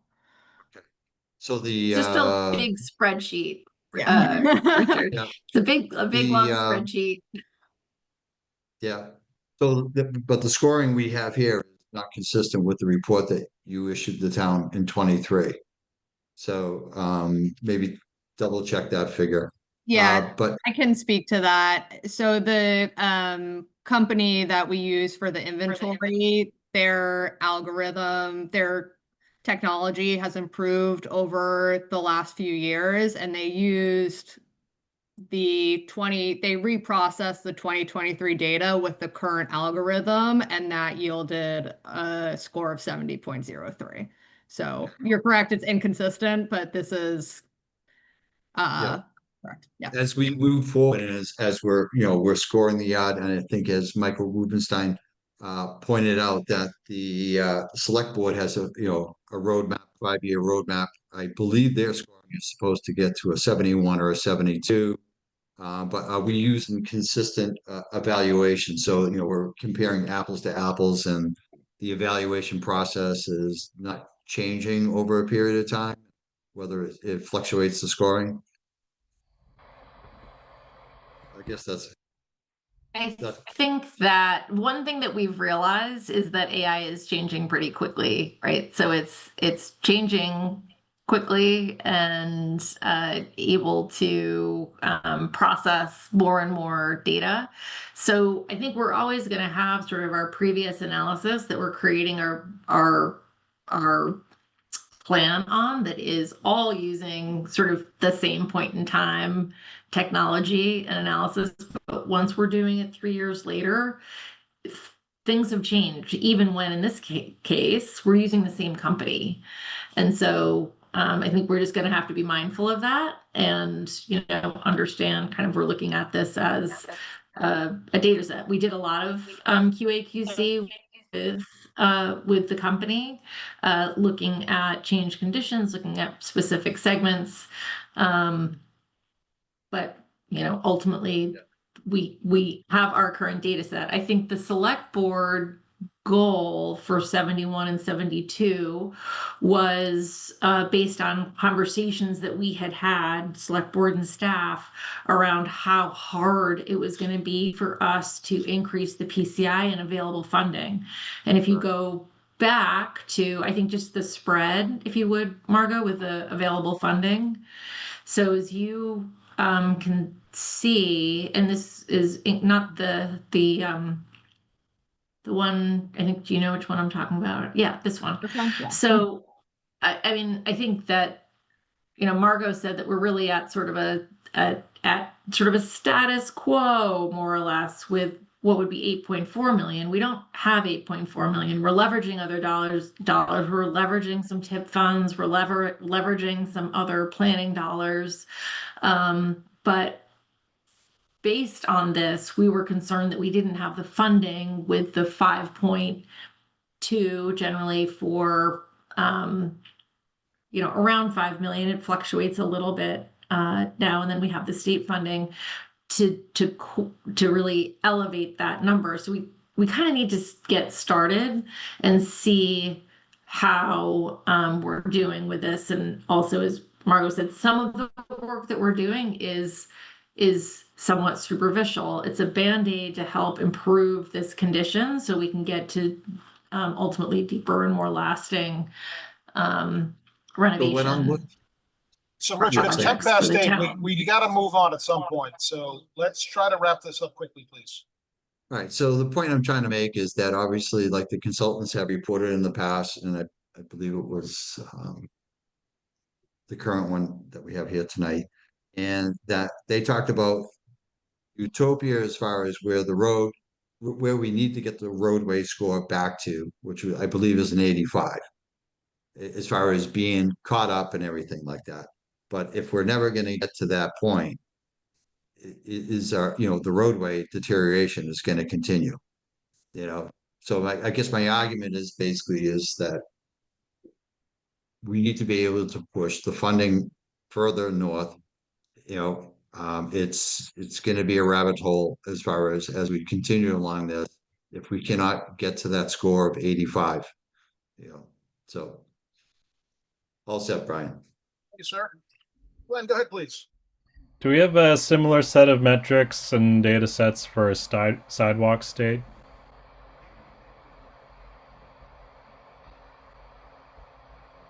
We have FAIR.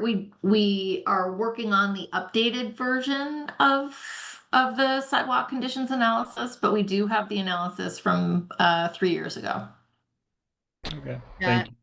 And the current sidewalk inventory will provide, it's called an SCI, a sidewalk condition score that's similar, or a sidewalk condition index that's similar to the roadways. That can be reported in the same manner.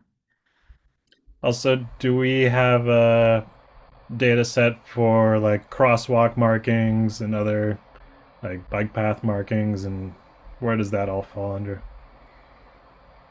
Yeah, I can chime in. So the same inventory company also inventoried all of the pavement markings and all of the signs within town, and that's being integrated into the town's existing asset databases to assist with work planning and maintenance, etc. We can also output the results of that in another large spreadsheet if it would be helpful. Yeah, Thank you. Len, we also working on a bike map that shows the levels of bike improvements all throughout Brookline. So we do track that. We've kind of got an internal map with draft working on for that.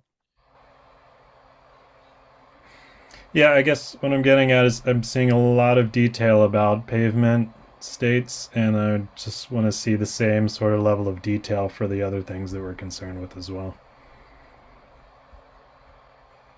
I think part of all of this is we can't do everything at once. Like, we can't physically do all of the work everyone wants at once. So we've got to work together to realize that. Thank you, Len. Wendy, did you have a question? No, okay. We will now have public comment on this item. I would ask everyone to please be incredibly judicious with your questions and comments. We have lots to still get through. David Crook, please go ahead, sir.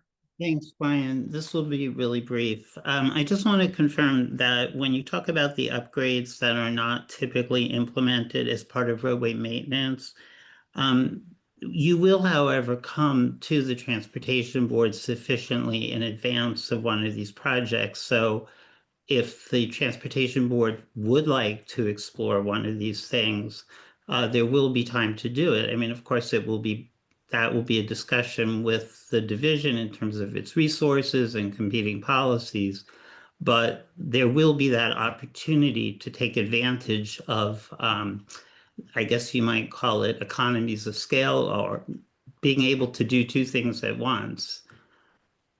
Yeah, I'll say yes. I mean, with Harvard Street, we learned an early review and an early design review to come up with things that we can include in the PMPP project will yield benefits to everybody. So we're trying to work that into the plan. So we just schedule things so that there's plenty of time to take a look for our next project. Thanks very much. David Trevette, go ahead, please. Thank you very much. David Trevette, Chair of Pedestrian Advisory Committee, speaking for myself. Just a couple of different things. One, I want to just basically confirm or add to what Lynn said about wanting to see the same level of attention to sidewalks, and not just sidewalks and ramps. This is all very pavement oriented because there are a lot of things that don't have to do with pavement.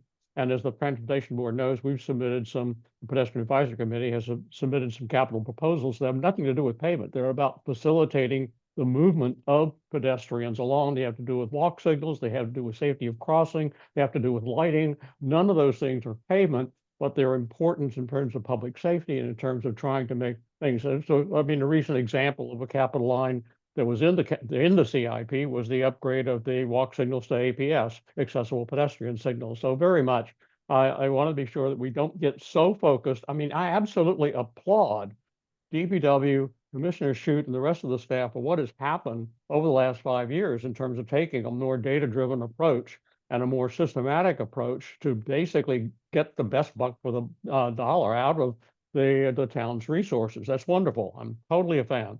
I just don't want to be so focused on that we lose track. And I was very disheartened to hear the conversation at the select board last night, where even Mike Sandman, who co-chaired the pedestrian, the Vision Zero committee, I think missed a major point of Vision Zero action plan, which is to be opportunistic, to take advantage every time there is a major roadway project, to take advantage of that and make what safety improvements we can make.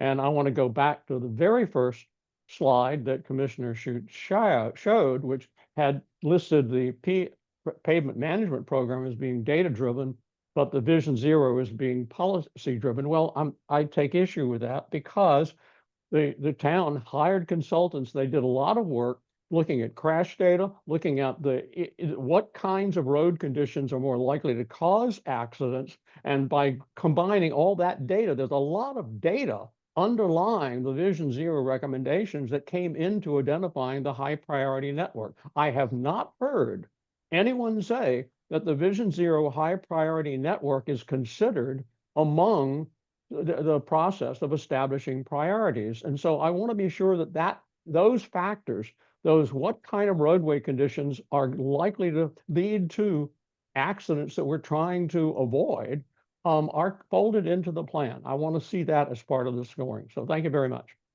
David. Michael Rubenstein, go ahead, please, sir. You're muted, sir. Thank you very much. First of all, I want to second David's comments about the quality and the real value of this work. I think that it will provide an excellent foundation, as it is intended to do, for layering on additional work and additional benefits in our public ways. My question, sort of also building on David's and Len's perspectives, and maybe this is just a question of understanding the timeline for doing this work, understanding that this work needs to be done in the future. But we have a good understanding of the relationship between the dollars spent and pavement condition over time. That was shown in one of the last slides that we looked at. So I'm wondering, how do we get a similarly good understanding of the relationship between dollars spent and the Vision Zero target of 0 deaths and serious injuries by 2035? David mentioned that there's a lot of data that was developed as part of the Vision Zero plan, but I'm wondering what the timeline is for using that data in order to get an understanding of the cost needs for that work, on top of the cost needs for the pavement maintenance that you've already laid out. So, yes, let me respond briefly to that, Michael, and to you, David, and to David, and to Len, and to everybody. Just because we're starting with pavement management does not mean we are backtracking. We are not going to pave everything and become car-centric overnight. That is not at all the plan. Vision Zero is at the heart of what we're doing. It is the underlying reason we are doing this. And yes, we don't have perfect information on everything right now. We had to start somewhere. We started with pavement because it's an existing CIP line. We know a lot about it. We have a lot of information. And there's lots of vendors who can do this work. There's not as many vendors who can do all the other stuff. So we had to start somewhere. We started here. It's not perfect. We are moving incrementally. We don't have all the information yet. We're going to get there. Yes, Michael, to your question, we will absolutely work to build in all of the cost benefit analysis from Vision Zero. Now, with that said, we don't have economists who can possibly have us do all of the permutations that I think we don't like to see about liability costs and insurance costs going down over time. We all know that's there. I don't have the skills to do that. And I don't think we can afford to do it either. But what we do have is a start. And we're going to build on this. We're going to layer in all of the stuff that we all want to see layered in, because the goal at the end of the day of all of this is safe machines. And yes, this particular presentation doesn't talk about pedestrian lighting, and it doesn't talk about speed bumps, and it doesn't talk about a lot of the other things that we want and need to have. But it's a start. We had to start somewhere. So I guess I would ask everyone, I understand frustration. I understand we want to get it perfect. We need a little grace, just a little more grace, please. And we will absolutely be as transparent about this as possible. We'll get there.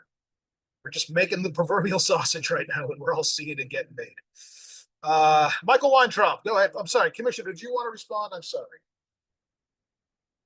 I think I just want to echo that's right. And these all come together. So what you're seeing, the sort of the pavement management inventory, we're sharing that with you now to just explain what this is.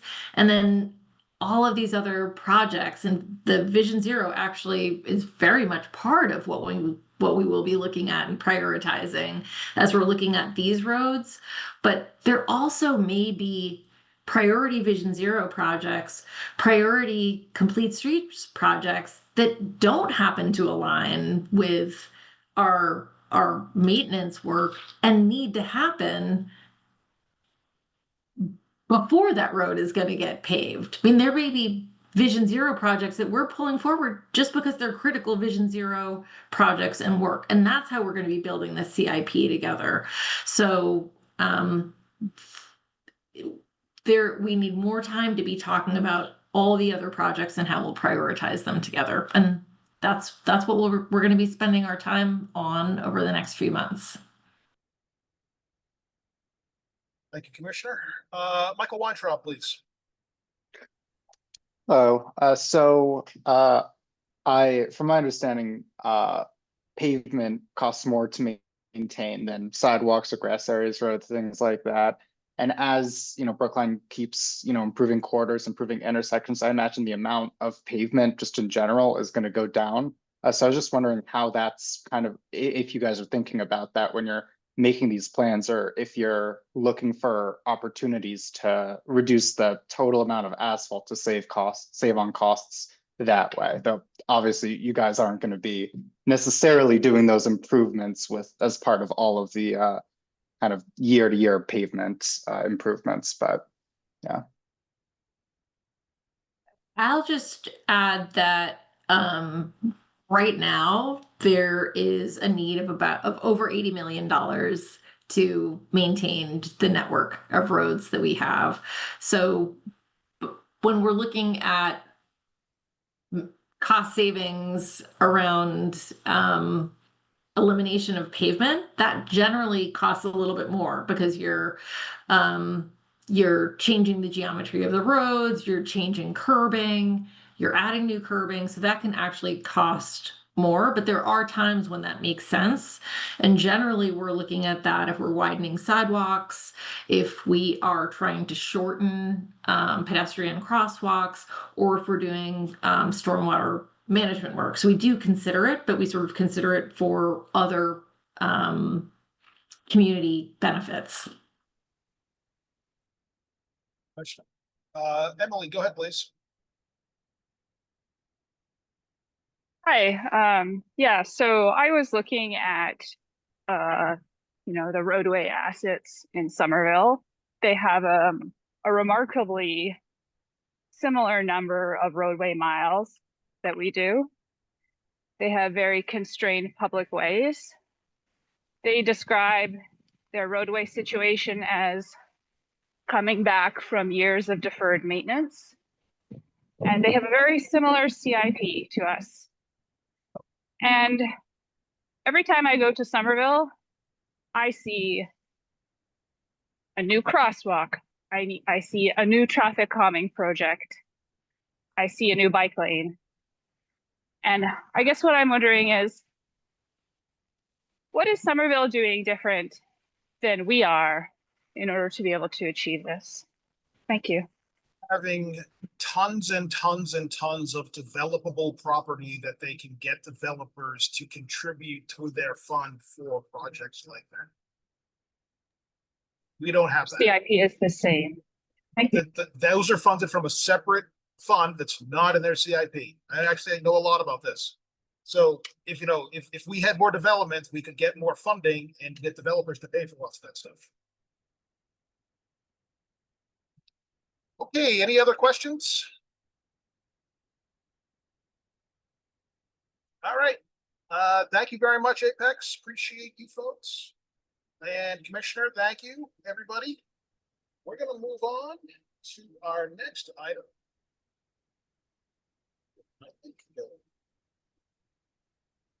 Anybody have my screen closed? Anyone have the agenda in front of them? What's next? Fine, it's the Route 65 proposal from the MBTA. Okay, let's, is that you, Justin Antos? It's actually going to be Harrison Voigt, and I can turn it over to him. All right, Harrison, take it away, sir. Hi, everyone. Just give me 1 second to pull up our slides. And Harrison, before you go, let me just say, I'm pretty sure we're good with this. So brevity would be your friend. Understood. Yeah.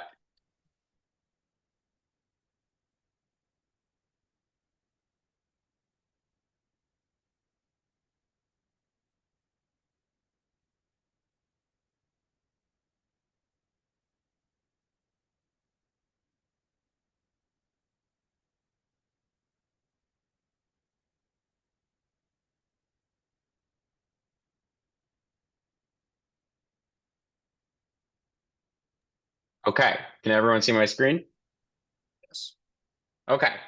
Hi, everyone. I'm Harrison Voigt. I'm an assistant project manager in the MBTA's bus transformation department. I'm joined tonight by Justin Antos, who's our senior director of bus transformation. We're here to introduce some changes to the MBTA bus route 65 that's proposed under our Better Bus Project and bus network redesign, and ask for some support from the town of Brookline that would aid in the implementation of these proposed service improvements. I have a very brief slide deck, to Brian's point, that I'll go over quickly, and then can answer any questions that might arise from that content. So just as a very brief introduction for those unfamiliar, bus network redesign is a complete reimagining of the MBTA's existing bus network. The motivation here is to bring the MBTA's bus services into the 21st century. Many of our routes date back to the 1940s, 50s, and 60s. They were old trolley routes or streetcars or other services that were carried forward throughout the decades. And while the greater Boston region changed both its people and its infrastructure, the bus routes didn't necessarily change along with it. And so in 2018, there was a holistic planning effort that was started that culminated in a new proposed bus map that was approved by the MBTA Board of Directors in 2022. And implementation has been ongoing since through my department, Bus Transformation, who also handles other bus improvements in the Better Bus Project, such as transit priority, improving our wayfinding and things of that sort. The bus network, the Better Bus Network proposed by the bus network redesign increases overall bus service by 25% and 70% on weekends. And it's anchored by a backbone of what we call frequent bus routes, which you can see on the screen here, which are routes that come every 15 minutes or better, 7 days a week, whenever the T is running service from 5 a.m. to 1 a.m. They're really meant to emulate kind of rapid transit services like the Orange Line or the Green Line. And one of those routes, the 66, goes through Brookline. But today I'm going to be talking about the 65, which is not an FBR, but is proposed to receive some major improvements under the bus network redesign. Those are both to its routing and to its levels of service. In terms of its routing, the current, yeah. The slides aren't advancing for us. Can you go to slide 4?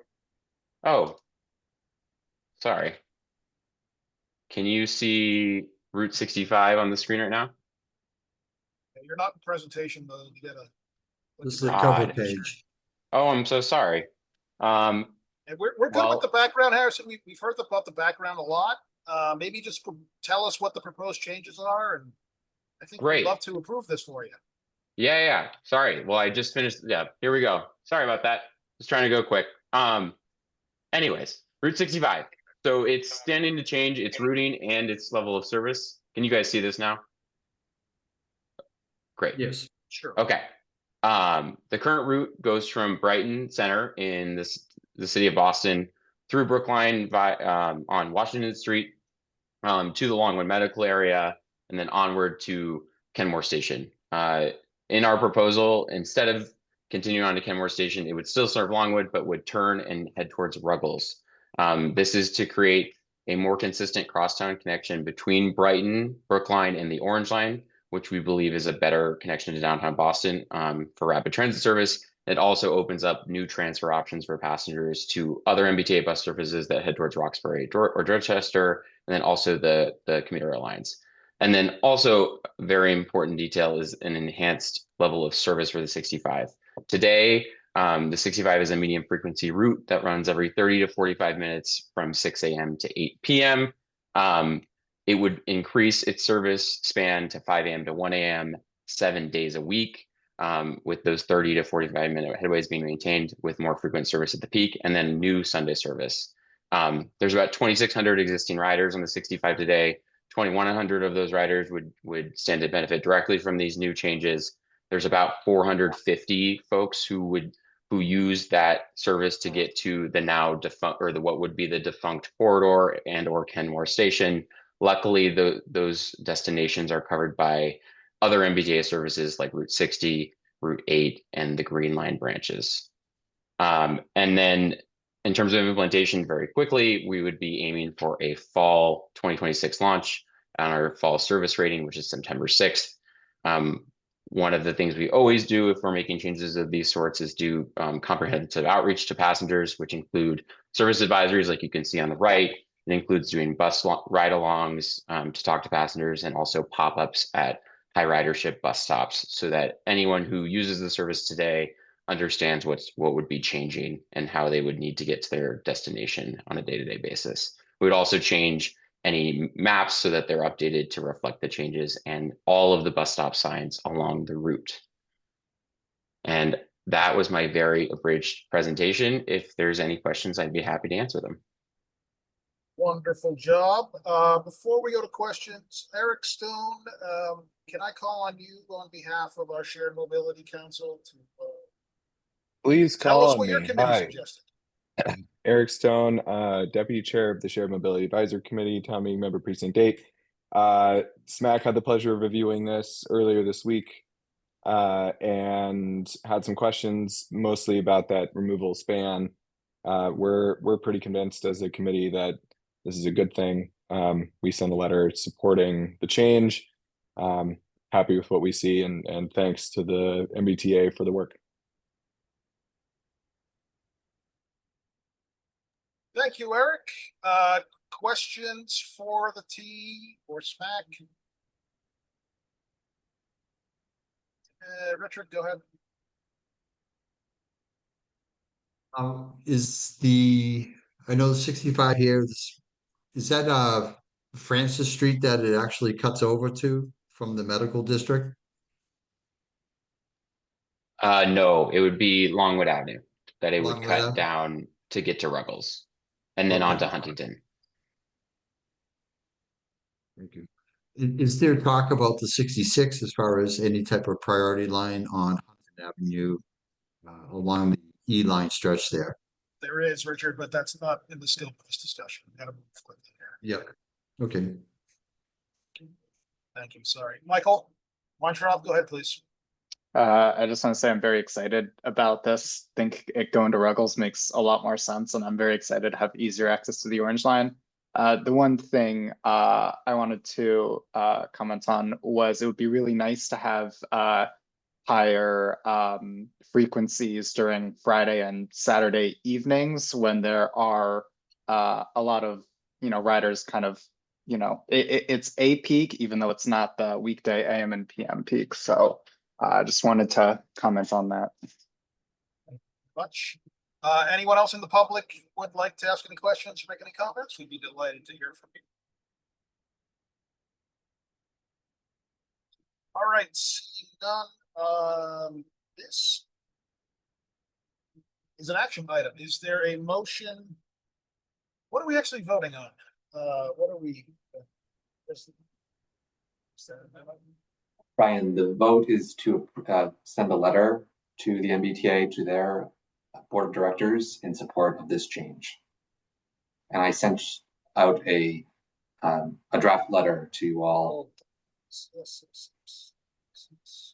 All right, so in our packet, we have a letter that's addressed to T, signed by me. I guess the motion would then be authorizing me on behalf of the board to sign and send this, approving the change. Is there a motion to that effect? So move. Thank you, Nancy. Seconded. And I'll take that as a second. Rob Gupta, why don't you call the roll, please, sir? Sure, I can do it. Brian Kane. I'm a yes. Richard Murphy. Yes. Jonathan Kapust. Yes. Wendy Friedman. Yes. Nancy Moore. Yes. Len Morley. Yes. It is unanimous. Thank you, Justin. Thank you, Harrison. We look forward to sharing that letter with friends. Much appreciated. Thank you all. Thank you. We'll move on to our next item, which is Essex and Dummer Streets, replacing the yield with a stop sign. Rob Gupta, I think this is yours. Yes. So we'll keep this quick. This is a pretty quick issue. So Essex Street and Dummer Street, there's a signage safety change that we'd like to make. The current situation is southbound vehicles on Essex Street traveling must turn right onto Dummer Street. Bicyclists are permitted to continue straight on Essex Street using the contraflow bike lane that continues south of Dummer Street. Southbound Essex Street vehicles are supposed to yield to bikes per the posted signage, and northbound Essex Street and westbound Dummer Street both have stop signs. The safety issues that we were actually informed about this by the Brookline Bicycle Advisory Committee in a 4/12/2026 memo, noting how southbound Essex Street vehicles are not slowing to check or yield for bicyclists who are going south on Essex Street. This can be a particular issue if there's a vehicle stopped on Dummer Street, forcing the drivers on Essex Street to make a tighter turn. So if they're making that tighter turn and they don't see the bicyclist, there's a safety issue there. There's also a concern where northbound Essex Street drivers may not be aware that southbound drivers on Essex Street do not have a stop sign and may not anticipate them turning without stopping.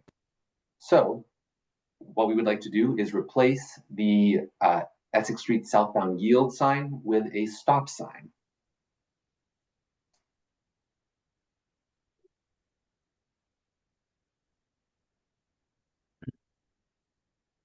Rob, Yes, so you're done. Okay. I'm done. Very interesting way to finish, but cool. All right. Questions for Rob Guptill or anybody? So I looked at this. Anyway, Richard, go ahead. No, just looking to see if we were looking at any flex posts, like along the, where they have a bike lane up on the curbside to help identify the fact of, identify the bike lane to drivers as they approach what will be now the stop sign. And then also, was there consideration maybe for the pedestrians as far as a rectangular flashing beacon, a lot of foot traffic and bicycling in this area? Thank you. In terms of flex posts, generally we use those, as you certainly know, to actually put a barrier between vehicles and pedestrians or bicyclists. In this case, the flex posts would be up on the sidewalk, so it would be a different application, certainly, maybe to let people, drivers know about it. But we're thinking that the yield sign, the stop sign, should encourage the same behavior.